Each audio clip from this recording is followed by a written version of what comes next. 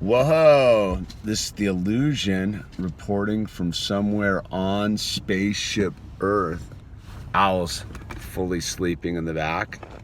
And so I gotten a bunch of like email requests for people wanting to know the Illusion's transition from Hiroshima, Nagasaki to Hamish Patterson, and then ultimately the Illusion.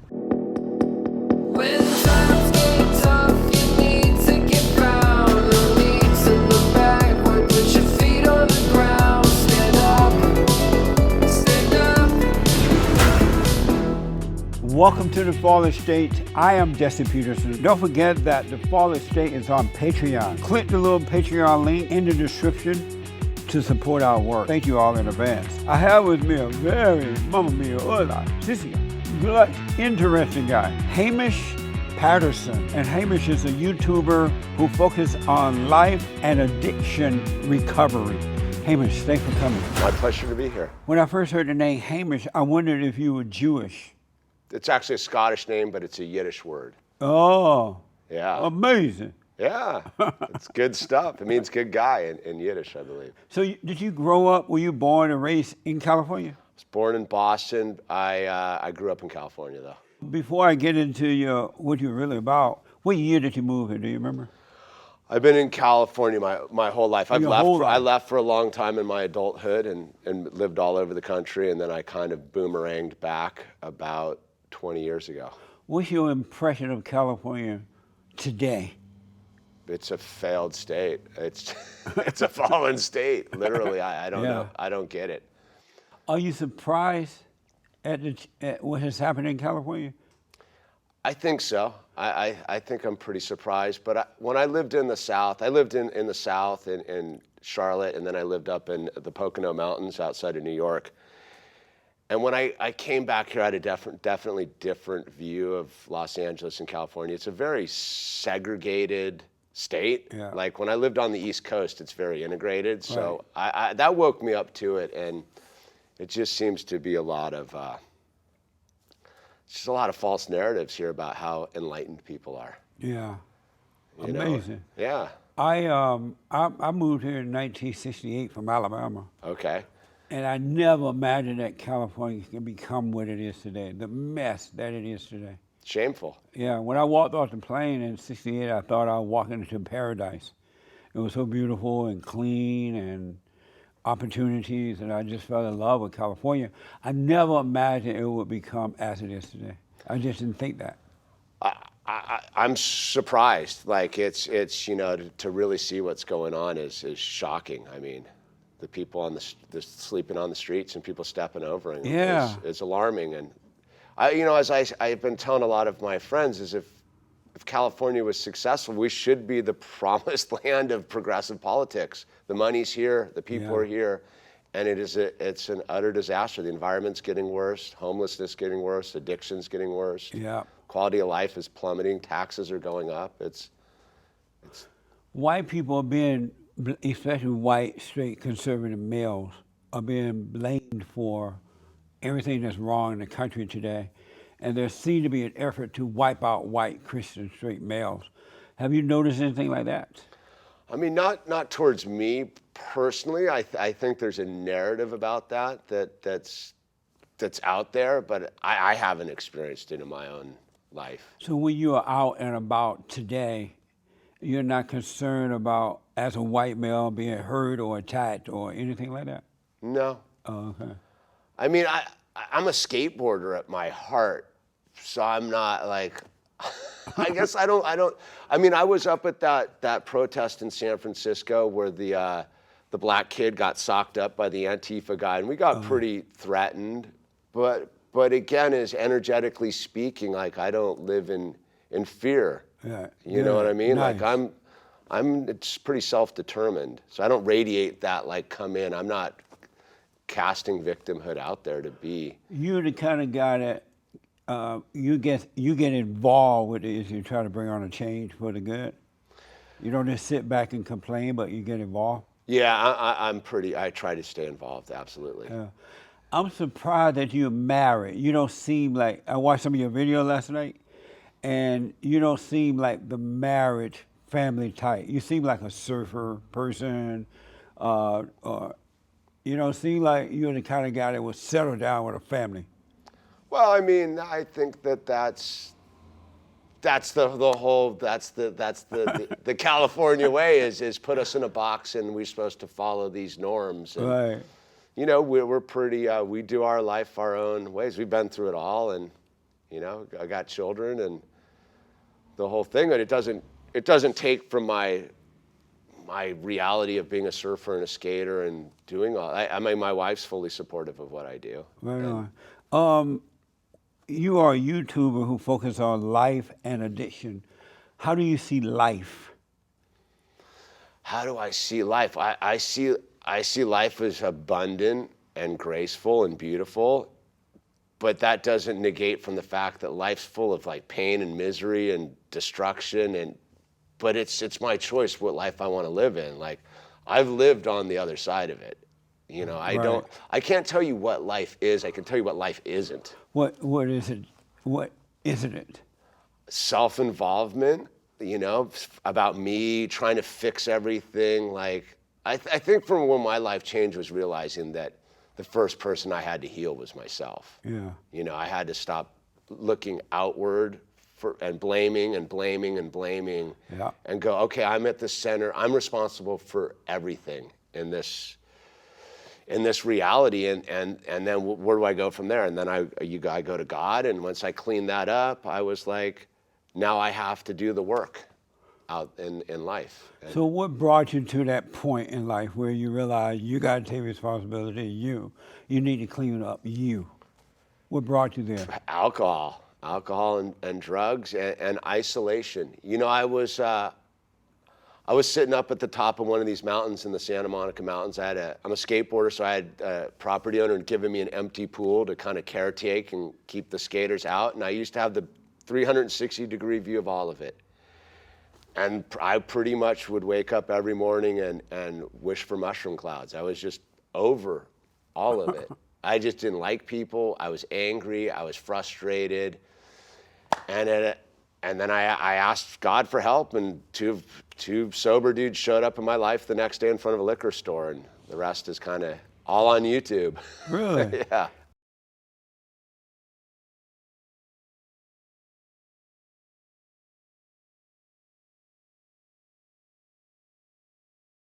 What caused you to become an addict?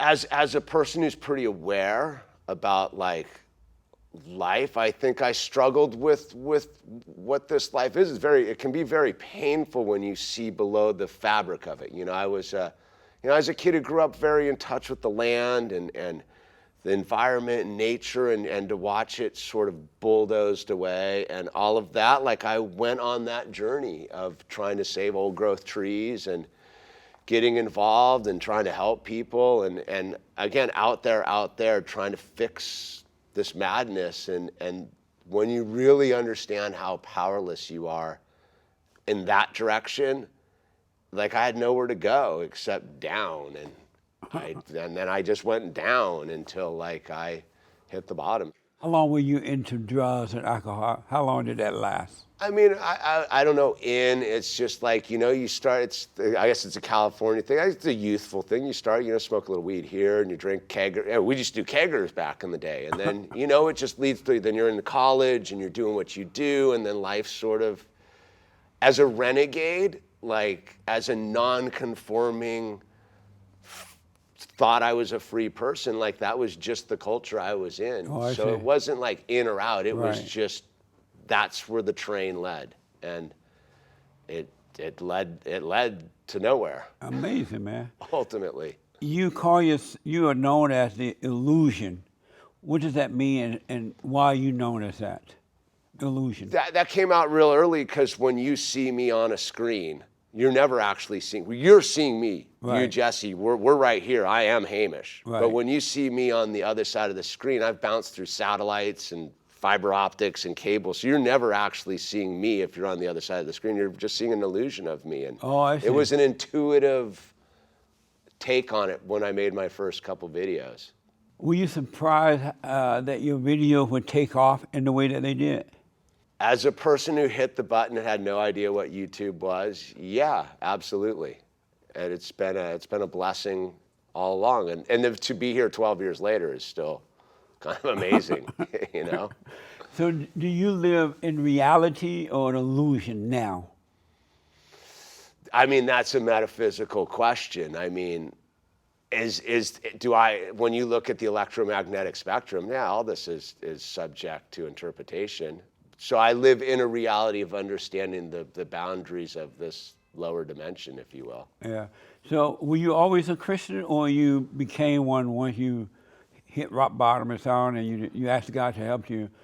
At that point, did you become a Christian, or were you always a Christian? I would intuitively, God knew what I was before I did. Yeah, I went through the exploration. I was always searching for God. I grew up in a house that wasn't available to me, so I went on the journey, so to speak, and read and explored. And I always, at a certain point, I understood that was where I was at. It wasn't until I got sober that I was actually able to make like a conscious contact with God and really turn my life over to Jesus Christ. And so you say you were not raised in that environment? Like your father and mother were not Christians? no, I mean, they're your classic people that left the East Coast in the 60s to get away from all that. So I grew up in the Santa Cruz Mountains, very much, they weren't against it, but they weren't for it. It was very much up to me to figure out, which I think was one of the components that made it sort of difficult through life, because I didn't have a spiritual center. Right. I had to go on this exploration, and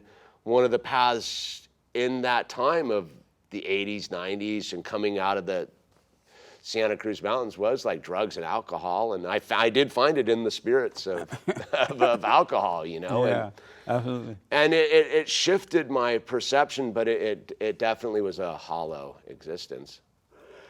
I was watching one of your videos last night, and you did something that was very interesting. You cut your hair on camera. Yeah. And it's like you cut into a bowl. I'm the bowl cut maintenance guy. Yeah, You're the bowl cut maintenance guy. So what made you decide one day, let me go on camera and cut my hair into a bowl cut? It was sort of The funniest, before you answer, the funniest thing, it was funny. I caught myself watching the whole thing, and I wondered, why am I interested in some guy cutting his hair? But it was interesting the way you did it. What made you do it? So early YouTube, I'm starting a thing, I get some meetings and some stuff, and it was a different time back then. And I had met with this producer, and he had wanted me to do this show, and he came and I had an idea for the show I wanted to do, and he's like, nah, I want you to be like the surfer guy. And I was like, yeah, but no. And so the haircut was me like, I'm getting rid of this to see what it is without the facade of the surfer. So that's me actually just dismantling what was my facade at the time. Oh, I see. Were you high when you were cutting your hair? No, I'm stone cold. That was like I'm stone cold sober. Every video on YouTube, I'm as sober as can be. Yeah. Because what was interesting, the way you were narrating your haircut, you're like, oh no, this is not going to happen here, and this is not right. I have this mirror so I can look in the back, and it was so interesting. Are you surprised that anyone cared about that? You cutting your hair? Nobody did, and it was sort of a sleeper, actually. Like, that actually didn't go viral for like 2 years after I did it. Like, really? All my stuff went viral in the skateboarding world first. Oh, I see. My magazine reviews and all of that was, and then the bowl cut thing sort of swung back around. So I never saw it coming. Amazing. It was very funny. It was very interesting. That was life before I knew what I was doing. So that's the genius of it. Like, there was zero thought given. It was just a dude just a lonely sober guy sitting in his little apartment keeping himself busy. Do you believe that human beings are in a fallen state? Dogma-wise, or I think the proof's everywhere. I think that this is an utter failure of humanity, what's going on this planet. Yeah. Like, it's a disaster. And yeah, I think we've fallen off the mark completely. Do I think that we're doomed? Absolutely not. And how would you describe the fallen state for those who can't recognize it? I mean, it's a pretty personal thing. If you don't think that, if you're sitting in your content life, how would you know? I think that where we're at right now is you have to take chances in life. Like, I risked it all to be like a lunatic, alcoholic, book writing artist in my 20s. I risked it all to be a crazy environmentalist up in Portland, Oregon. And it led me somewhere. It led me to how I don't want to leave my life. But I risked it all to be an addict and alcoholic. Like, I threw the dice on it. I think most people are willing to just be status quo and never find out what they're about because they're afraid of the darkness and they're afraid of the light. Because you don't get to have the light without the darkness. Right. You know what I mean? Absolutely. And they want to stay in the nice, comfy status quo of the state, and like. I don't think most people are aware of the light. I don't know if they're afraid of it.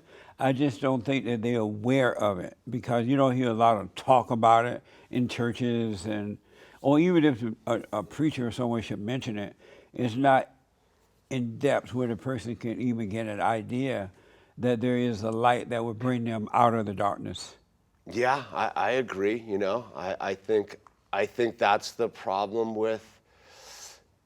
I mean, that's why they don't encourage people to read anymore. Yeah. I mean, you read. I'm a reader. Like, you read enough. I mean, you read a day in the life of Ilya Ilyich, right? When he's in the gulag up there, like, that'll really like waken you up to like what it is, this life and the potential pitfalls here. And like,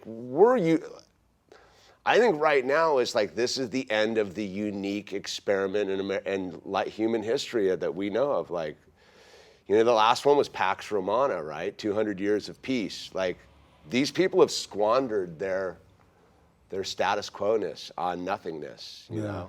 And the reckoning's coming. I just. What do you mean by that? We've sat by as a nation and slurped up the gravy while the rest of the world we've done terrible things around the planet. And I'm not anti-military, but I go, we've done the bidding of the most evil corporations on the planet for the name of like cheap made goods from China, and we're wondering why we're falling apart. Yeah. Like, we've gutted the heart of what made us get here. And now the bill's coming due, and that's too bad for the people that can't see it. Like, I'm not sad for them anymore. You're not? No, I've made peace with what's going on. I've definitely on this thing of like, this is the time to reconstitute out of the grid's done. Like, there's no debate anymore. Like. So are you saying that it's over for mankind, or? No, I'm a full optimist. I think that human beings have the power to like overcome this thing, but it's a historical reckoning. The nature of human beings is to be a genocidal lunatic maniac. I contain it. Like, I crossed that threshold in the 90s in the old growth forests of the Pacific Northwest, what I was willing to do in the name of the trees. And when I realized that about myself, that's what part of the journey I had to go is to heal my own. You didn't want the untrained me in charge, because a lot of people were going away because I wanted to save the trees, right? So you were like a tree hugger at one time? I'm a tree hugger to this day. The environmental movement's dead in this country, so no one's talking about like regenerative farming. No one's talking about like anything positive, right? Everyone's just lost their minds from what I could tell. So you know what I mean is I've grown my own food in my backyard in Westlake. Plant some seeds and see how much food you really need. And then you realize you're a truckitarian, that all your food is based upon trucks. Like, even if you're a vegan or a vegetarian, like, that stuff's coming in on trucks.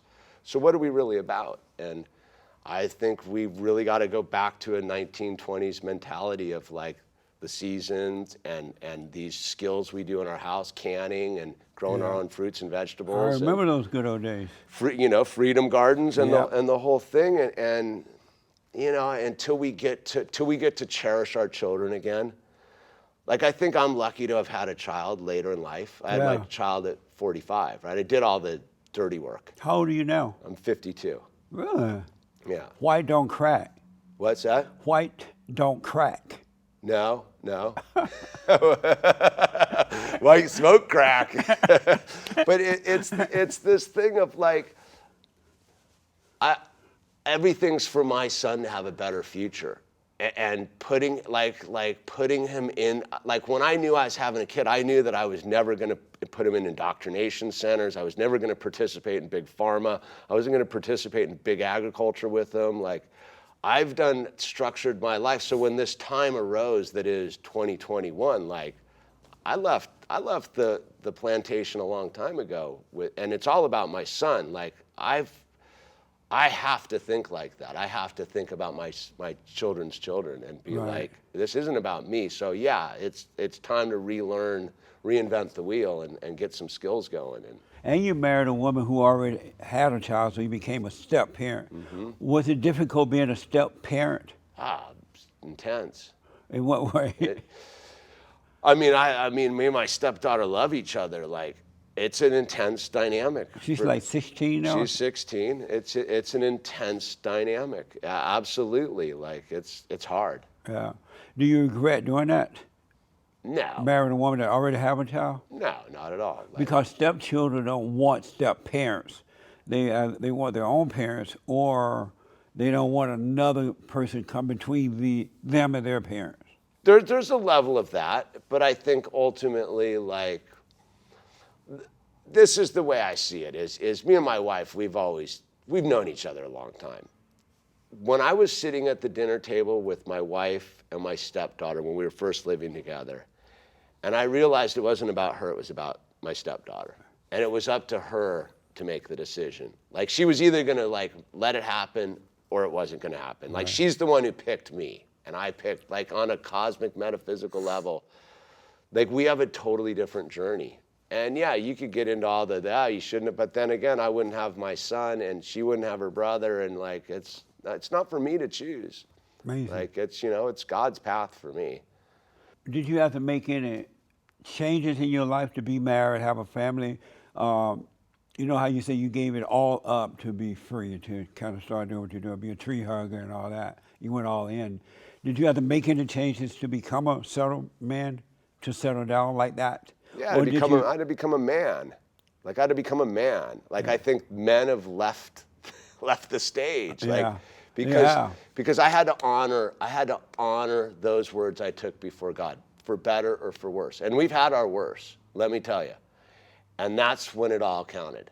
It wasn't when it was all like puppy dogs and rainbows. Yeah. It's when it all falls apart and it's a disaster. Can you stand in your honor as a man and work through it? Because you have, it's not, once I had a child, like, it's game over for my own little, like, I don't like this. I have to show up and be a man. Speaking of that, I read that you lived in Malibu at one time, Malibu, and then they had that fire up there. Sure. And your home burned down. Yep. And then after a while, your wife left you, right? Yes, we were separated. Yep. What were those times like for you? And how did you endure them? It was super difficult. So there was a moment right after the fire. I had nothing except my truck. My wife, she was out. I was standing there with my little boy, holding his hands. And I was like, all right, God, like, what are we doing now? And God's like, are you ready? And I will give this advice to anyone. I didn't make it about her. Yeah. I spent that time working on me. I go, what is it? Where have I failed this situation? And I spent the period doing the work on myself to be a father. My primary purpose was to raise my son, not do anything else. And at some point about 5 months into it, like, I discovered what forgiveness was. Like, true forgiveness, not this word that's bandied about because, someone stole my candy bar. Yeah. Like true, deep, metaphysical, loving forgiveness. And it was like the minute that happened, the universe like cracked open wide. And that's when I understood what the vows were, for better or for worse. and that it's been a blessing. Like, it truly was the best thing that could have ever happened to our family in a weird way. Really? Yeah, because it was time to show up. And what is true forgiveness? Are you able to explain it or describe it? I would say that it's sort of like the amends process in sobriety. The first person I had to forgive was me. Like, I was the one who was culpable in what was the problem that led to this splitting of our relationship. And the minute I was realized that I was responsible on a huge level, like at least half, bare minimum, if not way more, and I began to do the work on myself and go, what is it about me that is this and this, that? And I was like, oh, wow, like, there's my other person there. She's as equal in the thing to me too, but it was like, the forgiveness I hope to receive, I must give, right? So if God forgave me, a lunatic, drug addict, alcohol failure, and gave me a second chance of life, I have to at least try to emulate that to my wife and my children's mother, and do the work and go, okay, what am I going to do about this? And how am I going to heal myself to be a better man? And then that's when it all. Amazing. Yeah. How long were you guys separated? Well, practically like 6 months. I mean, spiritually, probably a year and a half. Yeah. You know, like, it didn't just show up out of the blue. And so you had to endure pain in order to overcome all that? Oh, yeah. Like, immense pain. Immense pain. Are you able to describe a little bit of the pain of that, or do you remember? The pain was like a deep sorrow at failing. I mean, I was sitting in this thing, my whole community was burned down. I'm sitting there, I'm looking at my little boy, feeding him food, and I was like, how did I end up here? And how have I failed this human being that picked me to be a steward, that came down here from God to show me the path? What have I done? What have I done? It was the worst pain imaginable. I mean, I don't want to imagine I'm sure there's more pain, but like. Yeah. So was the pain of the mind or of the body or both? All of it. The heart, body, mind, all of it, you know. Most people don't know that they have to endure that pain. When that pain comes, they go and take antidepressant medication, or they get drunk, or they do something to run from that pain. They don't know that they have to endure that pain in order to overcome. Oh man, it was a lot. It was sitting in it. Like, that's the greatest gift sobriety's ever given me, is the ability to sit in the pain and know that eventually, if I do the work, if I show up for myself, because God already showed up for me, right? If I just show up for myself, God's already there for me, and it will get better. I've had that pain over the years of waking up. I've had that pain so bad I could barely function. I remember there were days, I lived in Oregon at the time, and I remember there were days when I would leave work, I was thinking, this is it. I'm not going back. It's crazy. And so I would get home and I would just fall out on the couch. I couldn't move. And I would just say, you know what, God, you're allowing this to happen. I don't know what to do about it, so let your will be done. And I would just lay there all evening. And I found myself getting up the next morning, going to work. And then after a while, that pain was gone, and I grew in ways that I never imagined. That's what I mean. It's like it's been a gift. I mean, it sure is. I had to wake up because my son was like, I had to show up and be a dad. Like, I had a friend who had a similar experience that chose a different path, and it's just a disaster. Yeah. Because he would come over and be like, let's go out and hang out with some girls. I'd be like, no, dude, I'm a dad. Yeah. Like, my priority's not that, it's this. And whatever that is, like, I'm on this journey to heal this rift. Because one of the things I say a lot in my videos is the revolution's at the dinner table.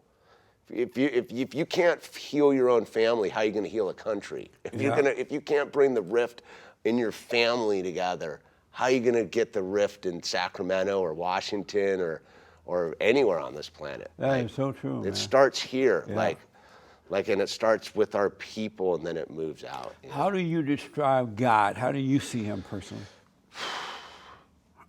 The ultimate loving abundance. like limitless love and abundance. Absolutely. Yeah. That's amazing. Isn't that like amazing? It's amazing. I marvel at it constantly. I know, it's mind-blowing. Yeah. It really is mind-blowing. Beyond my comprehension. And there are no words to really express the depths of how mind-blowing it is. I find myself limited with words to express what it is to live from the light. I felt it like last night. I felt what it was like. I was at this thing and I could feel the tears of the energy, like just the beauty of it all. I was at this homeschooler meeting last night that was beyond powerful. And I was like, wow, like there's 600 parents here figuring out how to pull their children from public schools. Right. And I was sitting there with my boy and I was like, whoa, we are leaving, aren't we? Like we are literally like leaving this system behind. And I was like in a church with all these parents and I was like, this is so beautiful and this is so loving and these people are all here for their children. Yeah. And that was like, there was just this deep, like even right now, it's just very powerful, like how deep the love goes. Amazing. Is your wife on board with you now, or is she like coming along but kicking and screaming? No, she's on board, but as you know, women have a very different time code, right? For her, she was always sort of like, yeah, okay. And then it took literally like about 6 weeks ago, she walked in the house and it's like, okay, we can go now. Like, cause she grew up on the west side of LA and that whole world. And she was like, this whole thing been a journey, but she eventually was like, I see it now. Like, we need to go. Oh, okay. And I was like, wow, like we can finally get out of here. Cause I was ready to leave back in June of the other year when I saw what was going on with the riots. Yeah. And, you know, because I went and infiltrated like Black Bloc and filmed from all this stuff. So I was like pretty hands-on last year. I noticed that you used to live in Malibu at one time, and I remember Malibu being a beautiful place. There were times when I've gone up there and had argument with the school boards and things like that. But I never imagined Malibu changing in the way that it has changed. A lot of homeless people, things are happening in the schools that I never imagined would happen there. You have had it in with the city councils and things like that, right? You have met up and... Yeah, I've run for city council twice. I'm pretty involved. What made you decide to run for city council and all that? I was super involved in the 90s up in Portland, Oregon. I was doing all sorts of stuff up there, and I was like, talk is cheap, man. Let me show you how it's done. And like I went down there and because I was making YouTube videos and we wanted to get a skate park built. And I was like, you can sit on the sidelines, or I'm on 10 years I've been working on it. We're almost there. I've been down there getting a skate park built. But like, people don't understand when you show up on your thing, you get all this peripheral information and you really see how the sausage is made. Yeah. And you begin to understand that these institutions with our form of government, if you don't show up, you don't have any power, man. Yeah, that's right. And I'm a stakeholder in the whole thing because I understand my Constitution and Bill of Rights. I know what it's about participating. Yeah. And I say it a lot, it's of the people, by the people, for the people. We live in a society that's just for the people. They forgot the first two parts. It's of the people means show up and participate. Yeah. And these school boards and these county issues is like, and they don't, and this is why we're here, you know? Do you know if you will ever run again for anything? Oh yeah, like part of me knows that's very much a potent part of my life. Where the plug-in comes again, I don't exactly know because the landscape's shifting so much right now. That is, the two-party system must be crushed. Whoa! This is The Illusion, reporting from somewhere on spaceship Earth. After a 4-month hiatus, I have to go back in because our mayor is pandering to the Chinese, dude. I'm an American, man. I may be a spiritual being and not really part of any of this whole rigmarole, but every now and then You have to stand up for your fellow citizenry, man. And America is being sold out to the Chinese and the multinational corporations. Why are we pandering to the Chinese? I watched that 4-minute interview you did with the Chinese television. That was disgraceful. The city of Malibu is not going to placate to the Chinese, man. I want to know who picked up your ticket there. You talked about how sweet Beijing was and what a big city it was. That was reprehensible what you did on that interview. And I'm glad it's out there on the public record, because that is who you were as a mayor. Someone who just bent over to the Chinese and took Malibu with it. No way. Most men today, millennial men especially, and younger men, they don't have that drive to get up and fight and to endure and to deal with life. What would you say to them? Wake up, man. Be a man. Be a warrior. There's only two choices in this life: warrior or victim.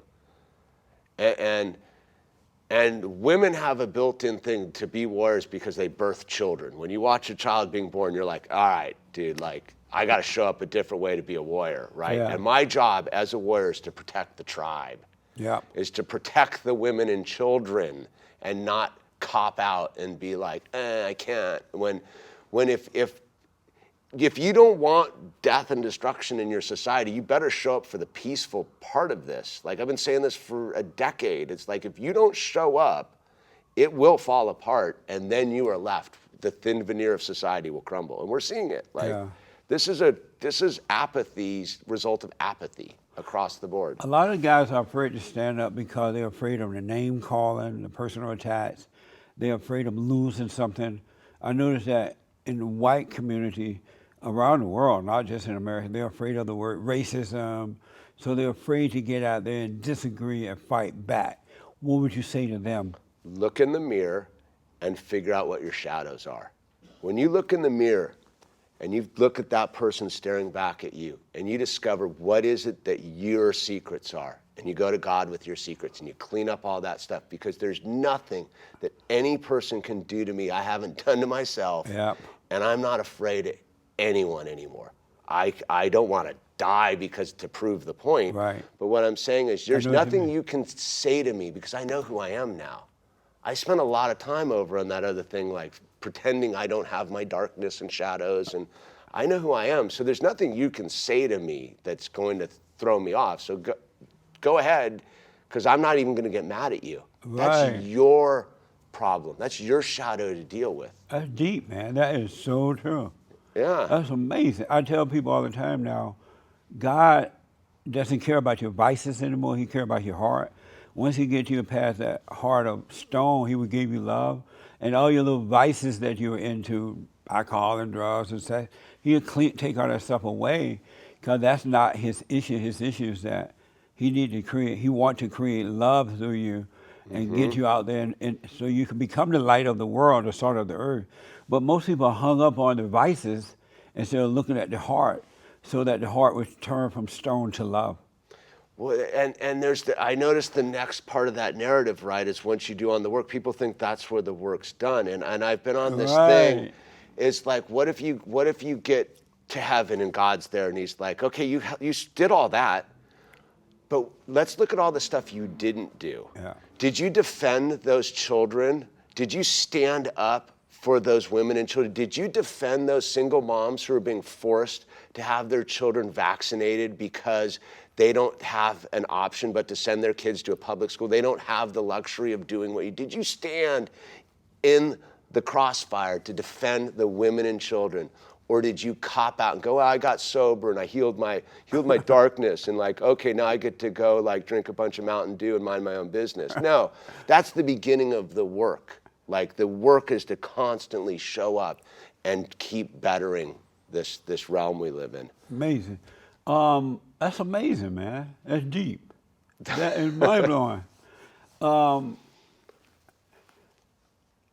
got it, man. One other thing about your hair, right? Yeah. When you did this haircut thing, do you still do that, or that's behind you now? Oh no, I got one more left. You got one more left? Yeah. I'm growing it out so my son can do it. I figure that's full circle. I'm gonna let my little boy do it. How old is he now? He's 6. And so you're gonna let him cut your hair on video one day? Yeah, pretty soon here. Yeah. That's going to be amazing. So you grew up with your father and mother, right? Mm-hmm. And who were you closest to growing up? Probably my mom. Your mother. And why not your father? He was busy being a workaholic, and I mean, I'm very close with my father, but like he's a very, my friends used to call him the silhouette. And what did that mean? Like they would just see his silhouette driving by, like, you know, like Yeah. we're very close now. Oh, nice. He was like a smart guy, so it was always tough for me to round the corner sometimes with that. Are you an only child? Yes. You're an only child? Yeah, it makes it tricky. Yeah. Wow. Yeah. What was that like growing up as an only child? I don't know, but I think that it I don't know. You know, I hung out with a lot of brothers and stuff, but like I think it led for a lot of introspection and having to like make my own way. Yeah. Like I'm not dependent upon anybody to like I trust myself. Right on. You know, I had to learn to trust myself. While growing up, did you wish for a brother or sister at any point? No, I No. don't recall any thoughts. Were you like that. spoiled? No, but I wasn't not. I grew up with the household of if you want something, you got to show up with 50% of it. You know, when I was able to like make my own money and stuff. Right. Oh, if you want a yeah. new surfboard, you got to pay for half of it. Your parents were like that with you? Yeah, yeah. Nice. Yeah. They didn't just give you things. No. But they didn't. They weren't like restrictive either. Right. You know what I mean? It was a very positive thing. I'm trying to instill it with my teenager right now. Right on. Yeah. What is their impression, your parents' impression of you today? I think that I don't want to put words in my. I don't want to use the big P word, proud, but I think they totally know that I've showed up on the other side as a good man. Right on. You know, they think I'm a right-wing lunatic, but I'm just a hippie. You know? What is a man? What is a man? I think a man is willing to face himself first and foremost, so that he can do the betterment of his immediate family and his community, and not shrivel in his own shadow, and be willing to use his hands and build things and build a better world and show up. Amazing. I want to ask you this.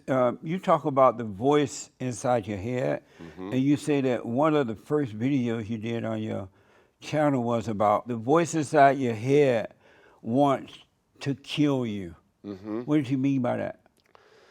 So as in alcoholism, right? Like it took me a bit to realize the self-talking mind wasn't who I am. Like it appears to me, it is me, it knows what I'm thinking, but that wants me isolated, alone, drinking, drugging, being miserable. And it was once I was able to get that separation just enough to observe my thoughts and be like, so if I'm observing my thoughts, who's the dude observing my thoughts? And I was like, wow, that talking voice in my head is crazy guy. Yeah. And he will do the worst thing possible for me and literally try to kill, like literally, I don't know how I survived.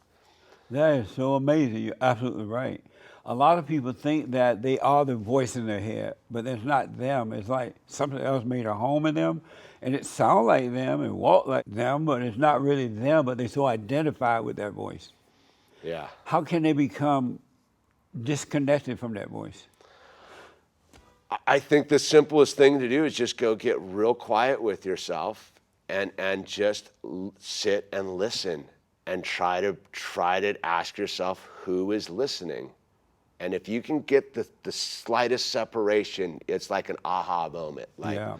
But you got to go and be willing to sit with yourself and be quiet and be like, what is that noise in my head? Who is that? That's amazing, man. So out of nowhere, you just realize that this voice is not my own. I mean, what brought you to that point? How do you tell me about that? Well, that was, I think, the process of getting sober.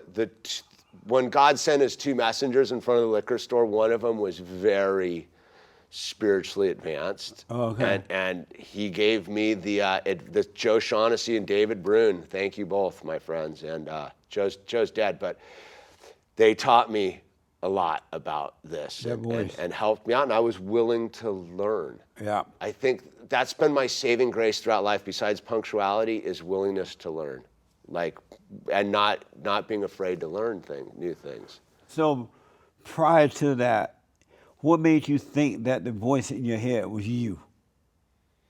I didn't even know. I didn't know. You know, Jesse, my name, if you had met me prior to sobriety, was Hiroshima Nagasaki.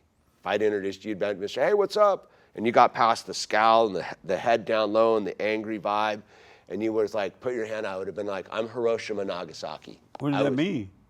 Well, Hiroshima and Nagasaki, the two nukes. It was like I'm nuclear, like I was so angry. Oh, I see. There was no self-reflection. It was just like, what has happened to me? Why am I on this ball with these lunatics? That's amazing, man. You talk about depression and mental illness, and we've run out of time, and I'm so disappointed. But you were depressed at one time? Yeah, yeah. And you thought you were mentally ill? I suffered from depression, sure, yeah. In that state of mind, what is that like? Oh, it's just a dark cloud, man. It's on a sunny day. It's just everything's wrong. You know, there's no way out. But it's very physical. I know if I eat a chocolate cake, I will be subject to a day of like depressive. It's a lot of components that people aren't looking into their lives of what goes on with their body, with what the nutrition, and once I got that under handle, I don't get as depressed as I used to. In that world of depression, is it worth it? Well, you have never died physically, but is it worth the death itself, or is it death? It can be. I think it's very serious and it's underplayed in our society. I do a podcast every Wednesday just to prevent suicide, like a live stream every Wednesday, just because I know people are suffering out there. It's very serious, and I think it gets underplayed and it gets prescribed away, and it doesn't solve the problem. It's a very spiritual problem. So is that because the light is not shining in the darkness within that person? Yeah, I think that's what the depression is like, where is the light? Yeah. And where do you look when you don't know how to look? Amazing, man. You know? That is so true. Are you conservative, Republican, Democrat, liberal, or where do you stand with that? I'm all of the above. You all of those? Yes. Did you vote for the Great White Hope? I voted for the Trojan horse, I call him. And who is the Great White Hope? I don't know who the Great White Hope is, but I did. Who is the Trojan horse? Trump. You voted for Trump? Twice. That's the Great White Hope. You mean the greatest vaccine salesman the planet's ever seen? You think he sold that? I knew he was. The minute he started talking red flag laws, that's when I started being like, no, thank you, dude. Do you regret voting for him? No, not one bit. Okay. No, I'm not against participating in the system, but I think the one thing that's really got us in trouble is we're not afraid to look in the mirror and be like, that's just a man.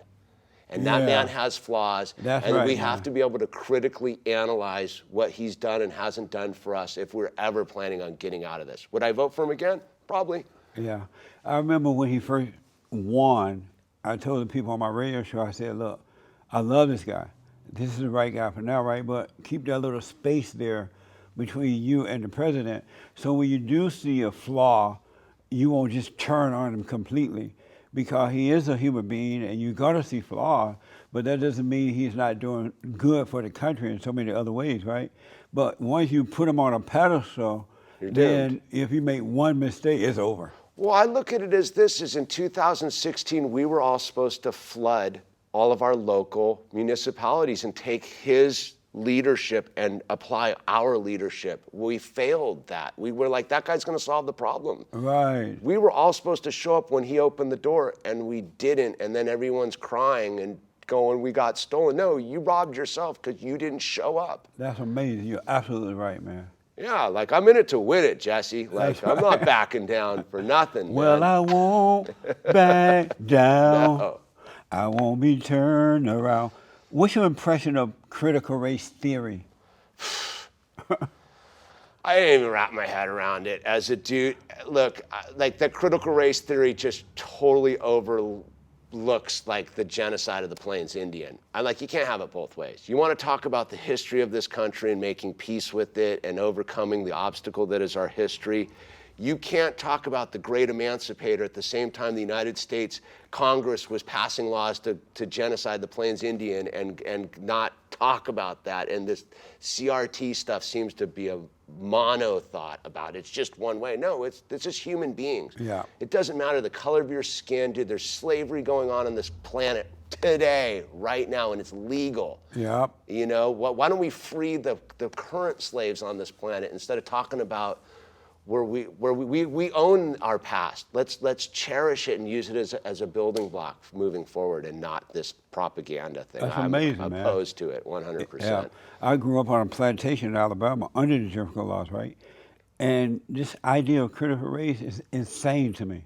I don't even know how anyone can have a real conversation because it's just not real. It doesn't make any sense. It's nothing. It's divided. It doesn't overcome anything. It just creates more problems. Can I ask you a question? Yes. What do you feel about living in like what is essentially medical Jim Crow Los Angeles County as a black man? Like it's crazy. And when you say as a black man, what do you mean?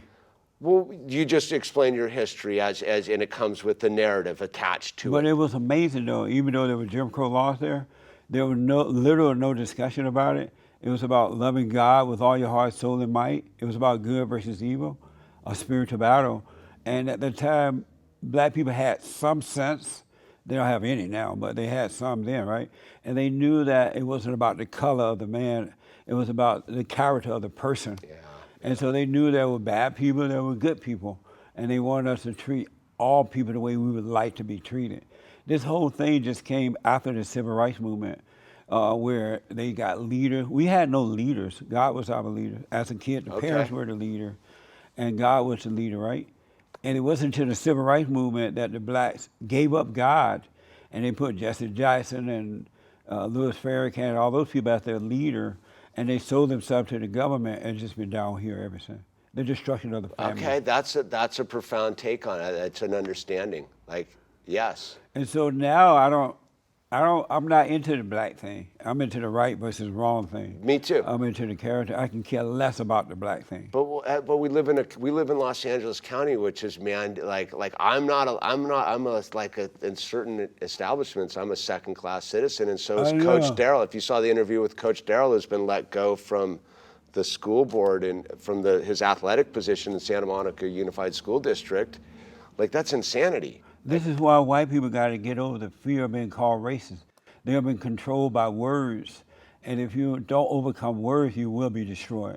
Oh yeah, the words of the spellcasting device. It's crazy town. Yeah, absolutely. I agree. Amazing. So I got to put you on the hot seat. All right. I got to heat this up, folks. I got to put him on the hot seat. Hot seat me. And I need you to answer these questions as quickly as possible. Okay. The hot seat.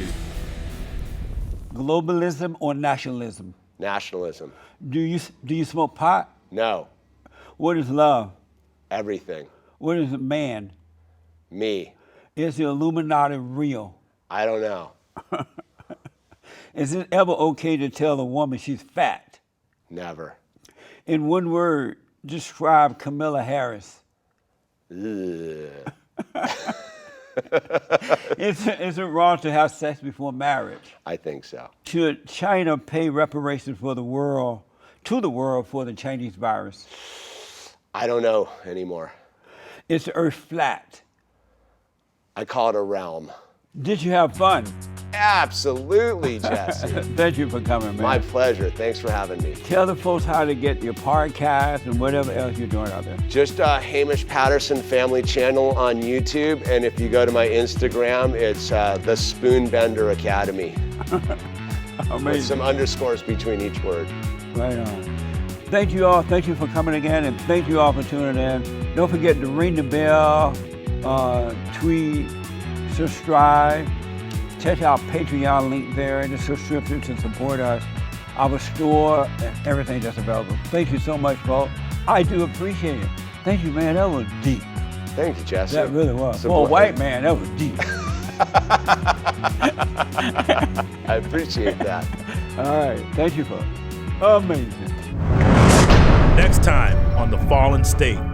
You just decided one day this is the woman I want to marry? Well, we were both getting into or developing a relationship with the Lord. We had that in common, and it was, I'm gonna keep it real, it was something about her eyes, and it was just like, you know, this is the one. Are you the head of your wife? Yes. We're just gonna jump right in there. Does she obey you?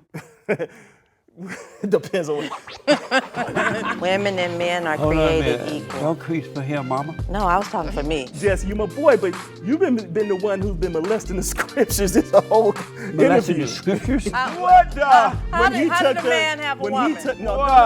No, that's not when he took the rib out, Mama gonna get came you. out of man. Mom.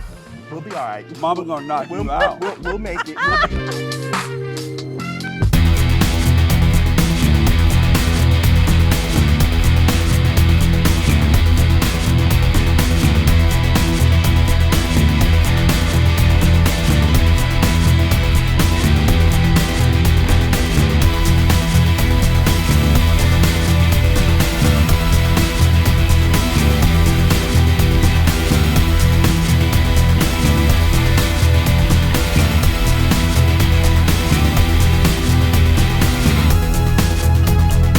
Thanks for watching The Fallen State. Don't forget to like, follow, subscribe. Support my nonprofit at rebuildingdemand.com and tell everybody and their mama about the show.